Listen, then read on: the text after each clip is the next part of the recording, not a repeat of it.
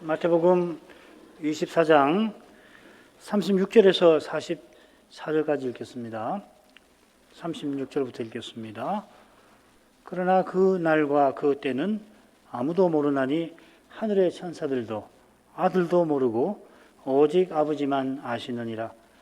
노아의 때와 같이 인자의 임함도 그러하리라. 홍수전에 노아가 방주에 들어가던 날까지 사람들이 먹고 마시고 장가들고 시집가고 있으면서 홍수가 나서 저희를 다 멸하기까지 깨닫지 못하였으니 인자의 임함도 이와 같으리라. 그때 두 사람이 밭에 있음에 하나는 데려감을 당하고 하나는 버려둠을 당할 것이요, 두 여자가 매를 갈고 있음에 하나는 데려감을 당하고 하나는 버려둠을 당할 것이니라. 그러므로 깨어 있으라. 어느 날에 너희 주가 임할는지 너희가 알지 못함이니라. 너희도 아는 바니 만일 집주인이 도적이 어느 경점에 올 줄을 알았다면 깨어있어 그 집을 뚫지 못하게 하였으리라. 이러므로 너희도 예비하고 있으라. 생각지 않은 때에 인자가 오리라.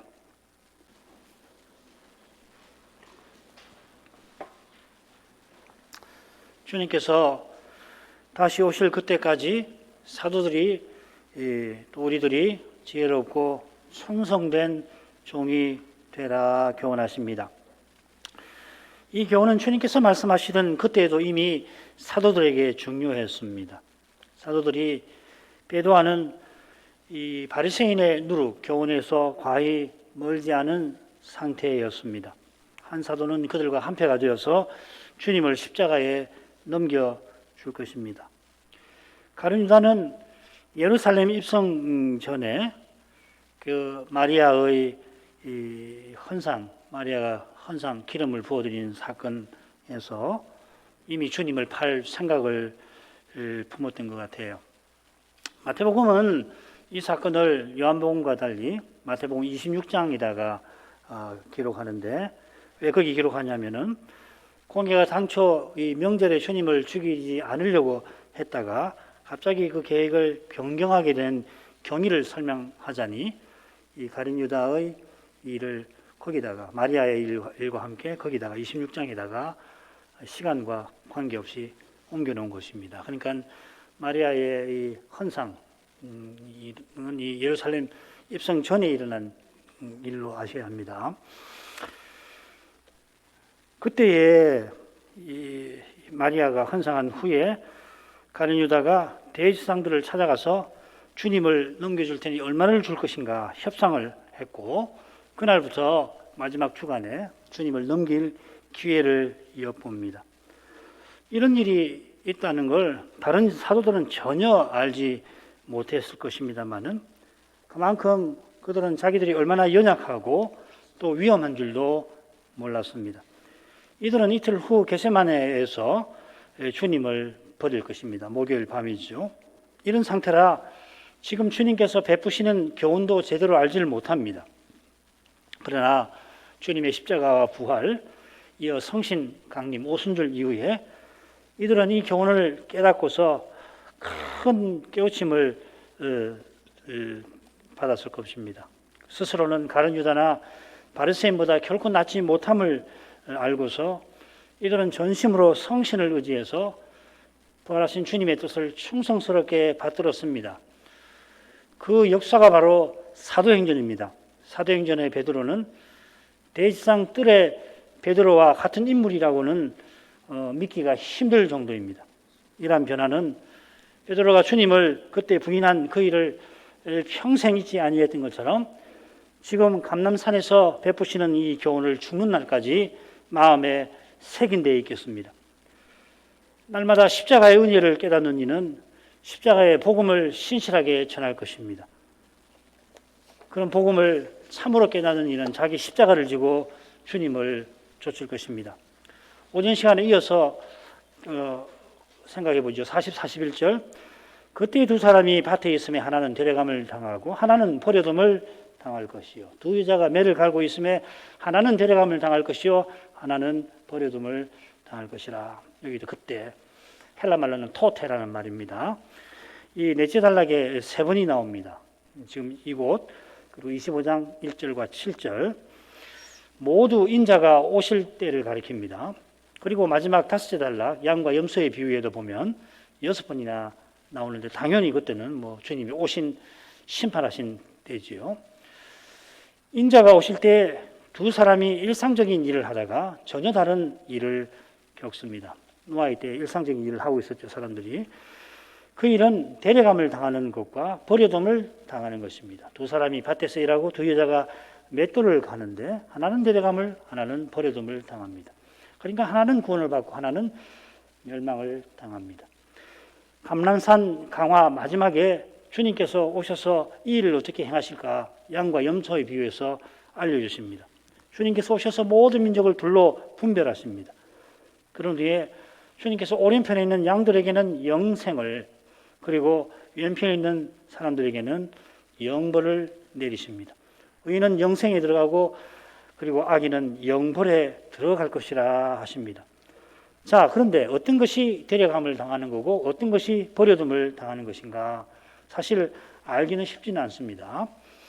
어떤 사람은 주님 오실 때 믿는 자는 부활의 몸을 입고 공중에 영광 구름 속으로 끌려 올려지니까 데려감을 당한다는 것은 구원을 받는 거고 버려둠을 당하는 것은 심판을 당하는 거다. 그렇게 데려감을 당하는 것, 주님께 데려감을 당하는 것이 구원이다. 버려둠을 당하는 것은 심판이다. 이렇게 주장합니다. 또 어떤 사람은 재림 때에 지금 하늘과 땅이 새하늘과 새 땅으로 변할 것이니까 이 버려둠을 당하는 것이 구원인 거다. 데려감을 당하는 것이 심판이다. 이렇게 엇갈립니다. 이런 차이가 얼마나 중요한지 모르지 않습니다만은, 그런데 지금 주님께서 강조하시는 것은 인자가 오셔서 이런 중대한 차이가 순식간에 일어난다 하는 그 사실을 강조하시는 것 같아요. 두 여인이 함께 맷돌을 돌리고 두 남자가 하나의 밭에서 함께 일합니다. 그러니까 각 사람이 자기 밭에서 각각 일한다거나 두 여인이 집에서 각각 맷돌을 돌린다고 되어 있지는 않습니다. 가족이나 또 친척이나 혹은 친구일 것입니다. 어제도 그들은 함께 밭에서 혹은 맷돌을 돌리며 일했습니다. 그러나 주님이 오셔서는 그들이 함께 있지를 못합니다. 한 사람은 영원히 주와 함께 있게 될 거고 다른 사람은 영원히 주의 임재에서 완전히 쫓겨납니다. 실은 그들이 지금껏 함께 일했지만은 참으로 함께 있었던 것은 아닙니다. 산상봉헌 끝에 보시면은 장차 주여 주여 내가 주의 이름으로 선제 노릇을 했습니다 하는 사람이 등장하지요. 그를 향하여 주님께서는 나는 너를 알지 못한다, 나를 떠나가라 하십니다. 사람이 볼 때는 주여 주여 하는 그 사람이 누구보다 주님의 종 같습니다만은 실은 주님과 아무 상관이 없습니다. 주님께서 나타나시면은 그 거룩한 빛에 지금 가려져 있던 것이 순식간에 드러납니다. 명백하게 드러납니다. 흑암이 숨기지 못하며 밤이 낮과 같이 비칩니다. 다만 택하신 백성의 구원을 위하여서, 온전한 구원을 위하여서 주님께서는 지금은 알곡과 가라지가 함께 자라도록 하십니다. 지금은 악인과 불의한 자에게 하나님께서 주님의 해를 날마다 비추십니다. 그러나 장차는 주님께서 나를 떠나 바깥 어두운 데 떠나가라 하실 자가 있을 것입니다. 이러한 날이 우리를 기다리고 있습니다. 주님은 틀림없이 다시 오십니다. 바울은 때가 단축하여진다 하였습니다. 하루를 살면은 그만큼 주님 오실 그날이 가까워진다는 말이겠습니다만은, 그런데 사도는 어떤 뜻으로 말하느냐면 날마다 주님 오실 그때처럼 살아가려 한 것을 가리켜요. 고린전서 7장 29절 하반절부터 있습니다. 때가 단축하여진 거로 하고 그 다음에 이후부터 안에 있는 자들은 없는 자같이 하며 우는 자들은 울지 않는 자같이 하며 기쁜 자들은 기쁘지 않은 자같이 하며 매매하는 자들은 없는 것 같이 하며 세상 물건을 쓰는 사람은 다 쓰지 못하는 자같이 하라. 이 세상 행적은 지나감이니라. 오시기 전 지금은 장가가고 시집가게 하셨습니다마는, 그러나 시집가고 장가가는 일이 없는 그때처럼 살아라 하였습니다. 이걸 오해해서 고린도 사람들이 이혼하는 일이 생겨서 그 문제를 7장 앞에서 다루었죠. 사도가 교훈하는 바는 혼인 없는 상태에 나아가기 위해서, 주님 오실 때에 혼인 없는 상태인데 거기 나아가기 위하여 지금 혼인하게 하셨다 하는 겁니다. 혼인만 아니지요. 부모 자식 관계를 비롯해서 창조 질서에 속하는 모든 합법적 관계가 본래 영원한 관계를 지향하도록 세우신 것입니다. 태초에 하나님이 하나님의 형상대로 창조하시되 남자와 여자로 지으셨습니다. 하나님의 형상이신 그리스도를 드러내도록 지으셨다는 뜻입니다. 이 목적을 위하여 사도는 그리스도처럼 사랑하고 그리스도를 경외하며 피차 섬기라고 에베소서 5장 1, 2절, 21절에서 밝히고 있습니다. 그리고 잘 아시는 대로 5장 23절부터 6장 9절까지 창조 질서에 따른 합법적 관계들, 먼저는 부부 관계, 그 다음에는 부모 자식 관계, 그리고 주인과 종의 관계에서 그리스도와 몸의 관계를, 교회의 관계를 드러내라 합니다. 바로 여기에 아내 있는 자들이, 남편 있는 자들이 남편이나 아내 없는 자같이 사는 길이 있는 것입니다.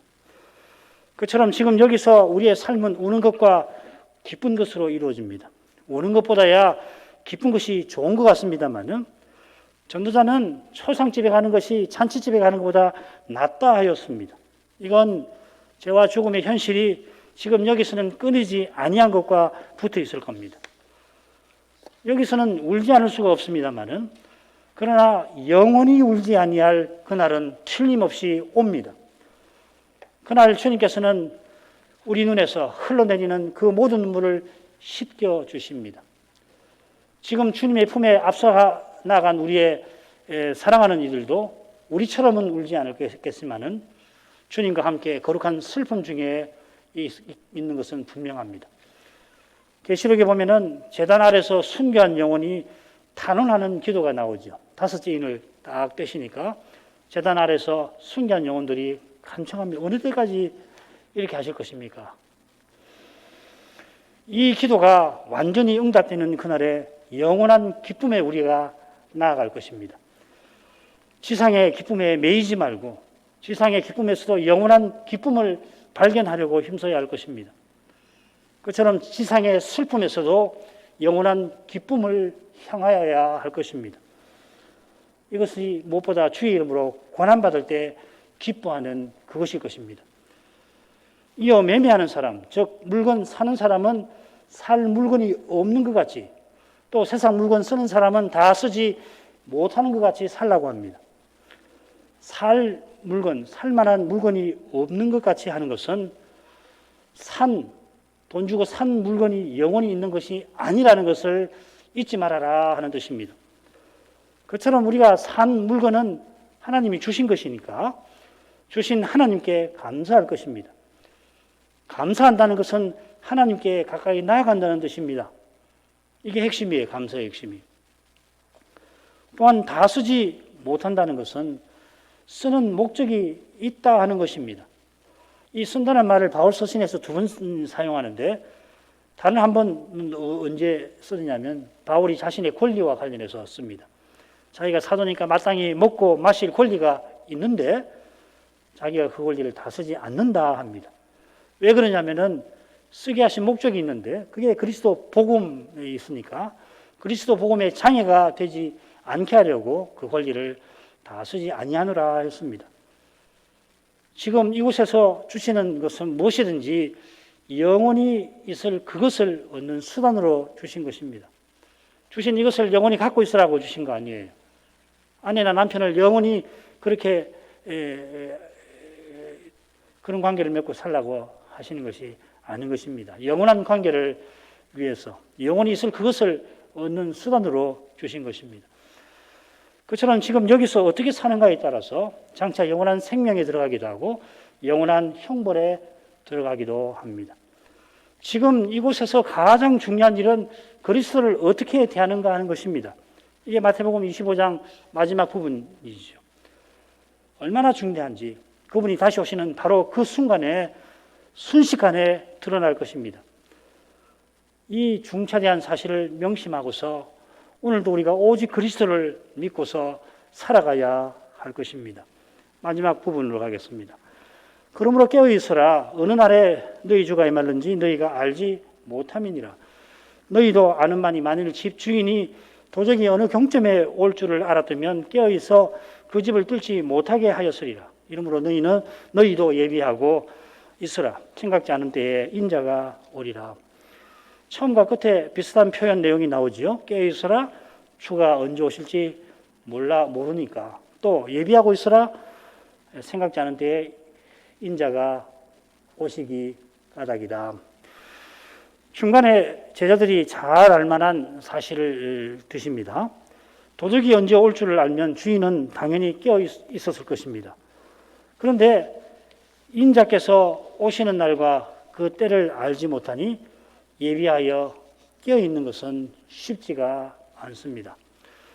이 일이 얼마나 어려운지 이달락 처음에 노아의 때를 들어서 주님이 분명히 교훈하셨습니다.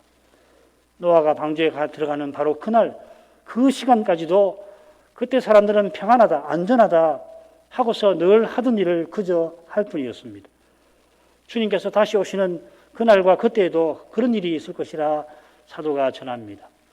저희가 평안하다, 안전하다 할 그때에 잉태한 여자에게 해산 고통이 이른 것 같이 멸망이 호련히 저희에게 이르니 결단코 피하지 못하리라. 이 데살로니가 전서는 사도의 서신 중에 가장 일찍 쓴 것이고 신약 성경 전체에서도 따라서 가장 일찍 보낸 것이라고들 말합니다. 달리 표현하면은 데살로니가 교회가 서신을 받을 때에 주님께서 다시 오실 그날에 가장 먼 시대를 살아가고 있던 그런 때지요. 그런 때에 주님이 오시려면 까마득한 미래인데 누구보다도 과거에 떨어져 있는데 사도는 주님의 재림을 간절히 기다리며 살라고 전했습니다.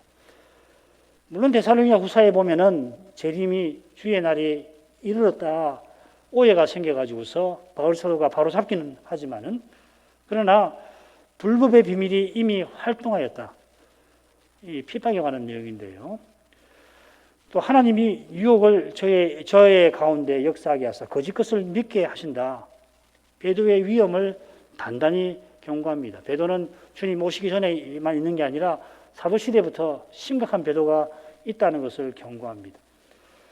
적그리스도가 나타난 후에 재림이 있을 것이고 적그리스도가 나타나려면 아직 세월이 많이 남아있으니 신경 쓰지 않아도 된다. 그렇게 말하지 않습니다.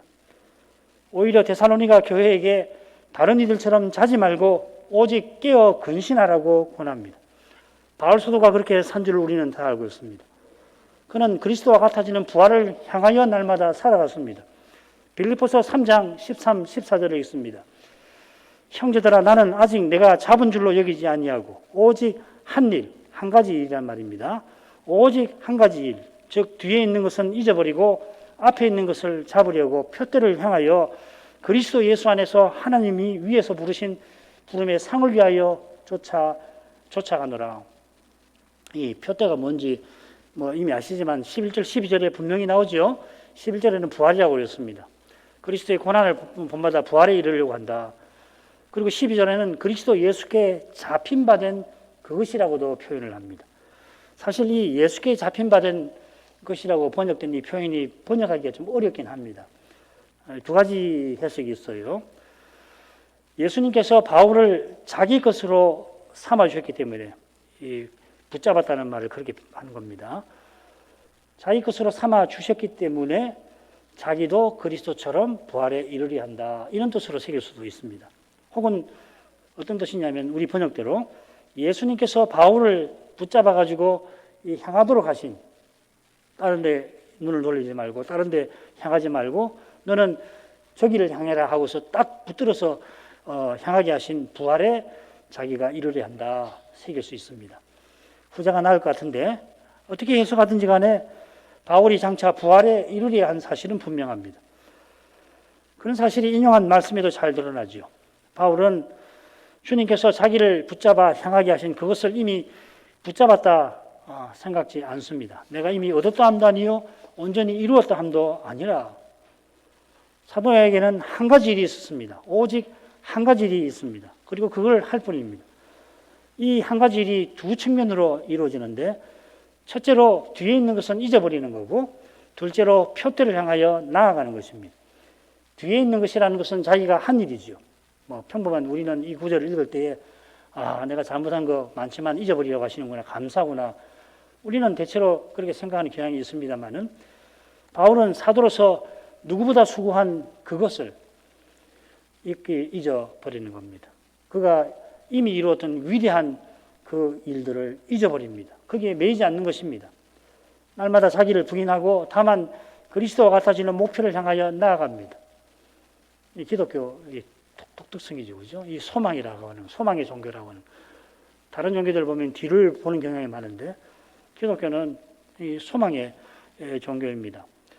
사도도 실수나 잘못이 없지 않을 테니 회개하면서 돌이켜 나아갔겠지만은, 주님의 은혜로 위대한 일을 행했을 때에 오직 은혜 주신 하나님께 감사하며 더욱 나아갔습니다. 감사는 성격이 나아가는 게 핵심입니다. 주님께 나아가는 거. 그가 주님과 같아지는 부활에 이르려 했던 까닭에 당장에 택할 수만 있으면 이 순간에, 지금 택하라고 하면 당장 나는 이 세상을 떠나서 주님과 함께 있겠다라고도 하였습니다.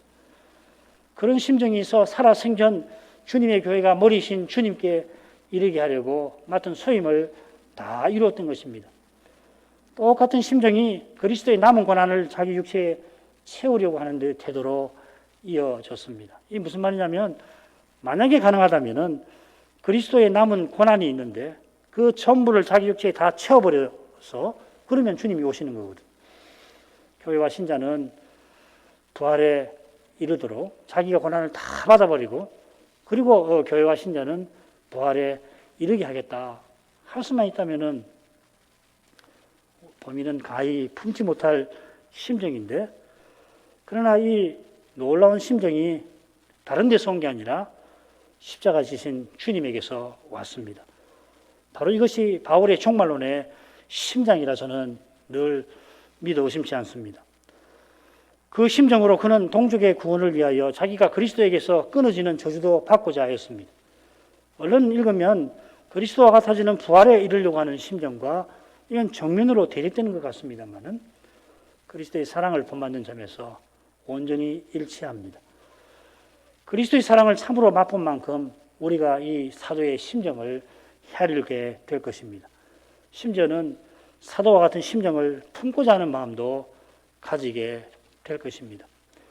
사도처럼 주님과 같아지는 그날을 향해서 나아가는 사람, 그리스도의 사랑을 맛보고 그 사랑을 본받는 사람이 깨어있으라는 주님의 명령을 받드는 사람입니다. 이 명령은 오직 그리스도를 전부로 삼는 그것입니다. 깨어있는 것과 반대되는 것은 자는 것이죠. 잠자는 것은 밤과 어둠에 속한 자의 일입니다. 반면에 신자는 빛의 자녀라 불립니다. 장차 우리가 아버지의 나라에서 해와 같이 빛날 것입니다. 그 나라는 밤과 어둠이 전혀 없는 것입니다. 아버지와 그리스도께서 빛을 비춰주셔서 그렇습니다. 우리가 그 영광을 늘 뵙고, 그래서 그분과 같이 빛을 내면서 살아갈 것입니다. 지금도 우리가 주의 영광을 보아야 빛의 자녀답게 사는 겁니다. 뵙지 않으면 잠자는 자처럼 됩니다. 만일 영영 뵙지 못하면, 교회를 다니는데 그런 일이 전혀 없단다면 영원한 어둠에 떨어질지도 모릅니다. 그처럼 주의 명령대로 깨어있기 위해서는 주의 영광을 늘 배워야 합니다. 주의 영광을 늘 뵙는 사람이 주와 같은 그날을 향합니다. 지금 뵈니까 더 사모가 되는 거라고요. 주의 영광을 보고서 변화가 되면 될수록 주님과 완전히 같아지는 그날이 자꾸 소망스러워지는 거거든요. 주님이 언제 오실지 우리는 알지 못합니다만은 분명히 아는 사실이 있습니다. 너희도 아는 바니. 이어 나오는 내용은 누구나가 알만한 것입니다만은, 그런데 자세히 읽어보면 주님께서는 일반적인 이야기를 하시는 게 아니라 마치 실제로 일어난 어떤 사건을 말씀하시는 것 같아요. 만일에 집주인이 도둑이 오는 시간을 알고 있다면은 깨어 있어서 도둑이 뚫지 못하게 할 것이다, 이렇게 말씀하시지 않죠. 이건 일반적인 이야기죠. 뭐라고 그러냐면 집주인이 알았더라면은 그렇게 못하게 했을 것이다. 달리는 뭡니까? 실제로는 집주인이 몰라서 그렇게 못했다 말씀하시는 것 같아요. 이 해석이 맞는다면 주님은 지금 구약시대 이스라엘이 바벨로니아에게 멸망한 그 일을 가리키고 계시는 것 같습니다. 예레미야가 예루살렘이 무너진다, 바벨로니아에게 항복해라 할 때 거짓 선자들은 저 매국노다, 예레미야는 매국노다, 아모스도 매국노로 모반 죄로 고소를 당했잖아요. 그러면서 뭐라고 그럽니까? 이것이 여호와의 전이라, 이것이 여호와의 전이라, 이것이 여호와의 전이라. 너희가 평안하리라, 여호와의 말씀이니라, 너희가 평안하다, 안 망한다 했습니다. 그들의 거짓말을 들은 이들은 도둑이 오는 줄도 모르고 골아 떨어진 사람과 같았습니다. 이런 내용에 비춰서 너희도 아는 바니 보다는 저것을 너희가 알라고 새기는 게 낫습니다. 원문은 이렇게 되어 있습니다. 에케이노 기노스케테스, 저것을 너희가 알라, 이렇게 되어 있습니다. 아울러 43절에 저것이 가장 먼저 나옵니다. 너희가 알지 못함이니라. 또 본래 42절에 나오죠. 깨어있는 것이 얼마나 힘든 일인지를 오직 하나님 은혜에 속하는 일임을 주님이 이렇게 힘주어 가르쳐 주시는 겁니다. 그래서 44절에도 보면 그러므로 너희도 이렇게 말씀하시는 겁니다. 43절에 너희도 아는 바니 했는데 거기는 너희 가라고 해야 됩니다. 뭐 자꾸 이 번역을 이 말씀도 죄송한데 그냥 성경에다 살짝 적어만 놓으시면 됩니다. 여기서는 너희라는 표현도 쓰시고요, 너희도라는 말도 씁니다. 카이휘메이스라는 말인데 구약시대처럼 깨어있지 않아서 멸망에 떨어지지 않도록 주의하라 하시는 것입니다. 자, 이번에는 예비하고 있어라, 앞에서는 깨어있어라 했는데 예비하고 있어라 하십니다. 이 표현이 마태복음에 4번 나와요. 나머지 3번은 흥미롭게도 왕의 아들의 혼인식에 나옵니다. 혼인식이 예비되어 있어서 청한 사람을 하나님이 부르시는데 놀랍게도 청한 사람은 합당치 아니합니다. 오질 않습니다. 그 결과 왕이 군대를 보내서 청한 사람을 진멸합니다. 예루살렘 멸망이지요. 그런 다음에 하나님께서 종들을 보내서 닥치는 대로 사람을 불러 혼인식에 참여시키십니다. 근데 거기에 예비되어 있지 않은 사람이 하나 있죠. 왕이 준비한 예복을 입지 않고 참석을 했는데 뭐라고 되어 있냐면은 그는 바깥 어둠에 내어던져 슬피 울며 이를 가게 된다 했습니다. 바로 이 표현이 넷째 단락에 2번 나오게 될 것입니다. 두 번째 부분 그리고 네 번째 부분 이렇게 나오죠. 이런 내용에 비추어 주님께서 예비하고 있으라 하신 것을 조금 생각해 보죠. 사도는 주님의 재림을 교훈하면서 근신하여 믿음과 사랑의 흉배를 붙이고 구원의 투구를 쓰라 합니다. 데살로니가전서 5장 8절입니다. 첫째로 근신하라 합니다. 베드로는 이 근신을 뭐라고 표현했냐면 마음의 허리를 도미는 것이다 하였습니다. 이 허리를 도민다는 말은 여행을 떠날 때 그때 사람들은 긴 옷을 입지 않아요. 그래서 허리를 딱 매야지 걸어가는데 지장이 없는 거죠. 사도는 이 서신에서 신자가 본향을 향하는 나그네라고 교훈합니다. 본향을 향하는 신자는 타향에 주저앉지 않습니다. 이런 점에서 베드로 사도가 서신 끝에 근신하라, 마귀가 우는 사자처럼 삼킬 자를 찾고 있다 한 것을 살필만 합니다. 우리가 하늘 본향으로 향하여 가는 길에 마귀의 공격이 도사리고 있습니다. 이것을 잊고서 타향을 본향처럼 여기고 산다면은 이것은 마치 술 취한 사람처럼 정신없이 사는 것입니다. 이 근신이라고 하는 말은 무슨 뜻이냐면은 술을 멀리해서 말짱한 정신을 유지한다는 뜻을 갖고 있습니다. 이 근신이란 말이. 그러기 위해서 사도는 정신을 차리고 근신하여 기도하라고 권합니다. 정확하게 번역하면 뭐냐면은 정신을 차리고 근신하는데 기도하기 위하여 그렇게 하라고 되어 있습니다. 근신하여서 기도하라. 기도하기 위하여 근신하라. 기도는 하나님을 가까이 하는 일입니다. 하나님 영광을 뵙는 일입니다. 주의 영광을 보아야 영광의 주와 같아지는 그날을 향하여 나아갈 수가 있는 것입니다. 이것이 믿음과 사랑의 흉배, 소망의 투구와 딱 붙어 있죠. 바울 사도가 고린도전서 13장에서 믿음, 사랑, 소망, 믿음, 소망, 사랑은 항상 있을 것이다 하였습니다. 항상 있을 것이라, 장차도 항상 있을 것이라. 그래서 지금 우리에게 있어야 할 것입니다. 영원히 있을 것이니 지금 무엇보다 우리에게 있어야 하는 것입니다. 지금 여기서 다른 모든 선한 것은 영원히 있을 믿음과 사랑과 소망을 위하여 우리에게 있습니다. 주님께서 우리들로 영원히 있을 것을 추구하라고 어떤 선한 것은 주지 않기도 하시고 반대로 시련과 고난과 핍박을 당하기도 합니다. 얼마나 고귀하면은 이런 방식으로 취하시기도 합니다. 믿음과 사랑을 흉배라고 합니다. 흉배보다는 호심경이 낫습니다. 흉배는 이 관리들이 여기 붙이는 천조각이죠. 그보다는 이 구리조각, 호신용 구리조각이니까 호심경이 낫습니다. 마음을, 가슴을 보호하는 무기지요. 투구도 그렇습니다. 우리 원수인 마귀와 세상과 육신이 우리를 공격하여서 목적이 뭡니까? 주님에게서 멀어지게, 떨어지게 하는 것입니다. 주님을 의지하지 않게 하고 믿음에서 벗어나게 하는 것입니다. 주님을 드러내지 않게 하는 것, 이게 사랑입니다. 주님과 같아지기를 바라지 않게 합니다. 자기가 얼마나 어두운가, 얼마나 연약한가, 얼마나 죄인인가 늘 깨달아야 주님을 의지하고 주님의 사랑을 드러내고 주님을 더욱 바라는 것입니다. 이것이 깨어 근신하는 삶입니다. 주님을 의지하고 드러내고 바라는 이 믿음, 사랑, 소망이 우리에게 항상 있어야 합니다. 장차도 이 셋은 항상 있을 것입니다. 주님이 지금 전부이셔야 하고 장차는 전부이실 것입니다. 예비하고 있어야 할 이유로서 주님께서 생각지 않은 때에 인자가 오리라 하십니다. 여기 이 때라는 말은 그날과 그 시할 때 그 시간입니다. 인자가 오시는 날이니 때보다 시가 나을 겁니다. 주님께서 생각하지 않은 시간에 오실 것입니다. 인자가 오시는 일에 관해서 마땅히 바로 알고서 제대로 예비해야 할 텐데 그렇게 한다 할지라도 그분이 오시는 일은 사람의 생각과 예상을 넘어섭니다. 항상 깨닫지 않으면 안 돼요. 깨달았으니까 이렇게 오시겠지.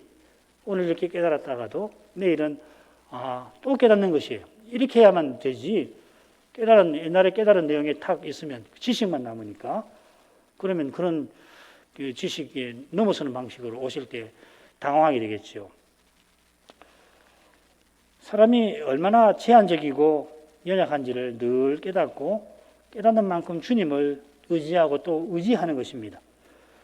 인자가 오시는 그때를 혹 안다고 할지라도 그때까지 견딜 힘은 오실 주님께서 주시는 것입니다. 언제 오신다 혹 알게 됐다 하더라도 그거 도움은 되겠지만은 그것으로 견디는 건 아니에요.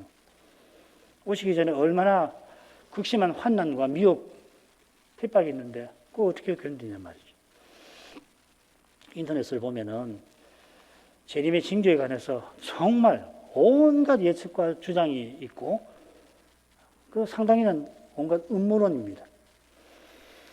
주님과 주님의 재림을 아는 길은 말씀을 깨닫는 데 있고 말씀을 깨닫는 교회와 신자는 더욱 주님을 겸손히 의지합니다. 주님께서 겸손한 자를 가까이 하십니다. 야고보서 4장 6절 그러나 더욱 큰 은혜를 주시나니 그러므로 일렀으되 하나님이 교만한 자는 물리치시고 겸손한 자에게 은혜를 주신다 하였느니라. 겸손한 자에게 은혜를 주시는데 겸손이 이미 은혜 받은 증거죠. 그래서 은혜 받은 사람은 더욱 은혜를 구하는 것이에요. 참된 겸손은 오직 그리스도 안에 있습니다. 오늘만큼 하겠습니다. 자비하신 아버지, 저희들어 다시 오시는 주님에 관하여 살피게 하시니 감사드립니다. 주님께서 하늘에 올라가신 지 2000년이 다 되었지만 지금껏 부활하신 주님의 은혜를 참으로 맛본 교회와 신자는 주 예수여 속히 오시옵소서 기도하며 자기 시대의 고난을 이기고 나아갔습니다. 바울 사도가 누구보다 주님의 재림에서 멀리 떨어져 살았지만 누구보다 다시 오시는 주님을 간절히 바라보면서 매일을 살아갔습니다. 사도는 주님의 재림이 있기 이전에 있을 징조들을 다 잘 알고 있었지만은 할 수만 있다면은 그리스도의 남은 고난을 자기 육체에 다 채워서 당장이라도 주님과 같아지는 부활의 주님의 교회와 신자들이 이르게 하려 했습니다. 십자가 지신 주님은 인생이 그렇게 사모하고 바라보아야 할 분이십니다. 예수님은 우리에게 전부이십니다. 다시 오시는 주님은 우리의 영광스러운 소망으로 지금 우리 안에 계십니다. 모든 것이 절망적이게 보이는 그때에 주님께서 여전히 더욱 우리의 소망, 유일한 소망이 되어주십니다. 바울 사도가 그랬던 것 같이 주님께서 다시 오실 그때처럼 살아가게 해주옵소서. 깨어 예비하게 하옵소서. 근신하며 기도하게 하옵소서. 예수님의 이름으로 기도합니다. 아멘.